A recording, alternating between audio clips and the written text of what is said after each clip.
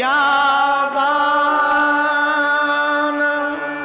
हनुमान जी महाराज विद्यावान। रामायण में रामचरितमानस में दो प्रसंग, एक हनुमान जी का, एक रावण का। रावण है विद्वान और हनुमान जी हैं विद्यावान।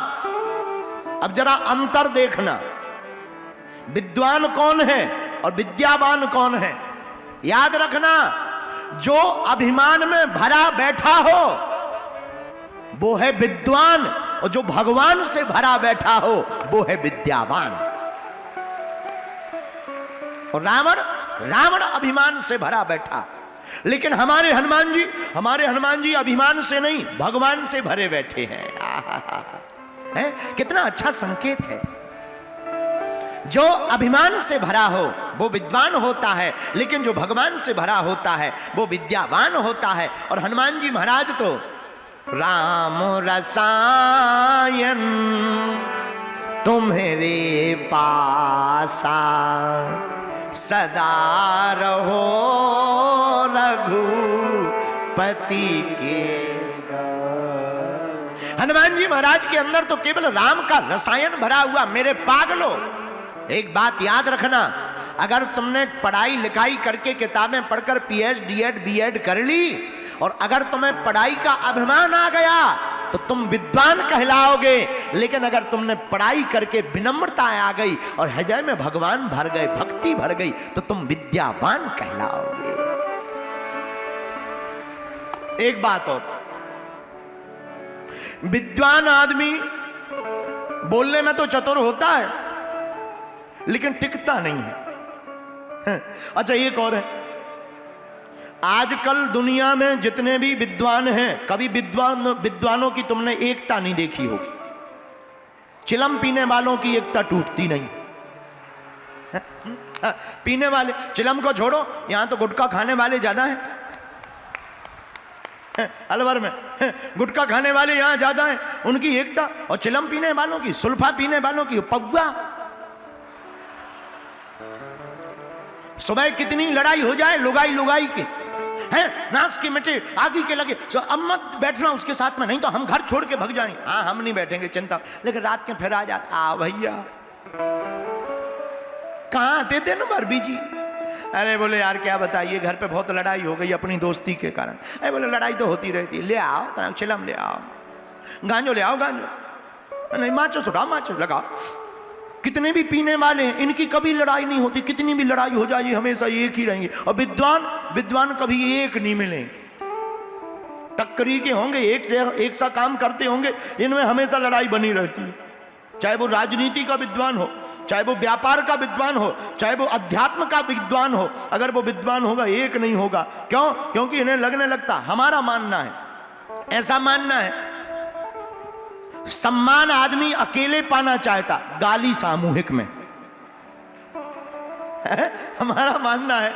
ये क्यों ऐसा करते हैं? क्योंकि सम्मान आदमी अकेले पाना चाहता। अरे हाँ, तुम जाओ, तुम एक तरफ हो जाओ। जो केवल अकेले में सम्मान पाना चाहे वो केवल विद्वान होता है और अभिमान से भरा होता है। और व्यक्ति गालियां सामूहिक में पाना चाहता। आहा, मेरे प्रिय पागलो, हम तुमसे यही कहना चाहते हैं, धन्य है वीर बजरंग बली। क्या अद्भुत संकेत और क्या अद्भुत शिक्षा है। हनुमान जी के पास बल है, बुद्धि है, विद्या है, ज्ञान है, विज्ञान है, लेकिन हनुमान जी महाराज विनम्र हैं। यही हनुमान जी का संकेत है कि विद्वान बनकर के विनम्र हो जाओगे तो तुम विद्यावान कहलाओगे। हैं? बोलो सीताराम, जोर से बोलो।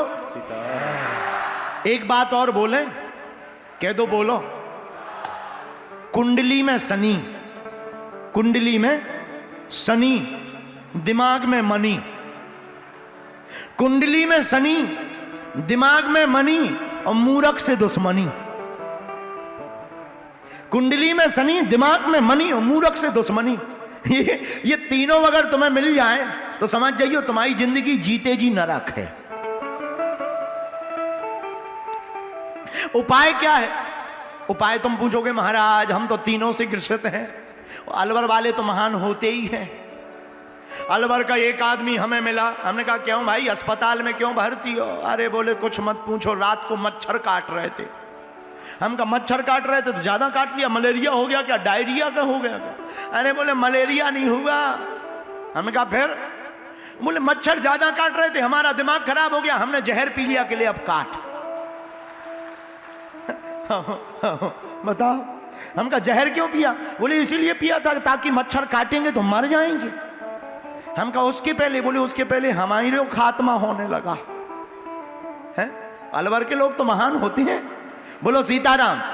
इसीलिए मेरे पागलो, दिमाग में मनी, कुंडली में शनि और मूर्ख से दुश्मनी खतरनाक होती है, लेकिन इन तीनों से बचना है। एक ही उपाय है, अगर तुम्हारे पास पद आ जाए, धन आ जाए, विद्या आ जाए, एक काम करना, झुक जाना। जो विनम्र हो जाता है वो इन तीनों से ऊपर हो जाता है।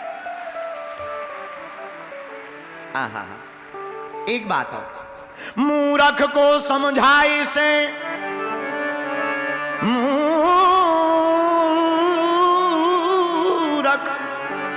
मूर्ख को समझाए से ज्ञान गांठ को जाए। और कोयला होए न उजरो, नो मन साबुन खाए। अब कोई भैंसिया पे सर्फ एक्सल लगाए, क्यों? वाइट निकल आएगी। बताओ कहीं भैंस वाइट होगी? बोलो भाई। यहां अलवर का सर्फ एक्सल इतना तेज हो तो हनुमान जी जाने, हमारे यहां मध्य प्रदेश में तो नहीं है। कितना भी साबुन लगाओ पर भैंस काली से गोली नहीं होती। अच्छा भैंसिया को फेल लवली लगाई जाए, विचार करो क्या गोरी होगी? और ये भारत भी बड़ा अजीब देश है, बुरा मत मानना है आप लोग। एक मैडम आती हैं टीवी पर, बहुत पुरानी बात है, टीवी पे आती हैं, टीवी पर आती हैं, अब वो प्रचार करती हैं, हम नाम नहीं लेंगे वरना केस कर देंगी। वो प्रचार करती हैं, प्रचार, एडवर्टाइजमेंट में कहती है अमुक अमुक तेल लगाइए, काले घने बाल पाइए। उनका खुद का खसम गंजा है।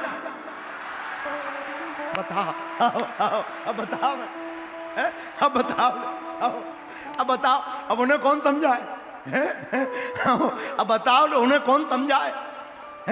एक सज्जन बैठे थे, फटे हुए कपड़े पहने, पुराने कपड़े पहने, मेला चेला कुचेला कुर्ता पहने।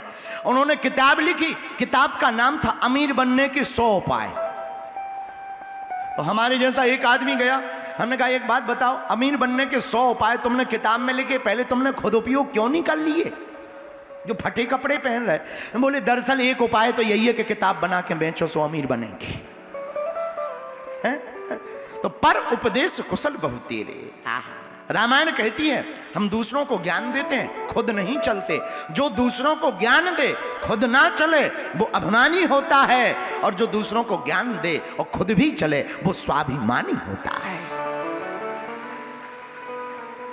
और हमारे श्री हनुमान जी महाराज, आहा, जो ज्ञान दूसरों को देते उस पर चलते भी हैं।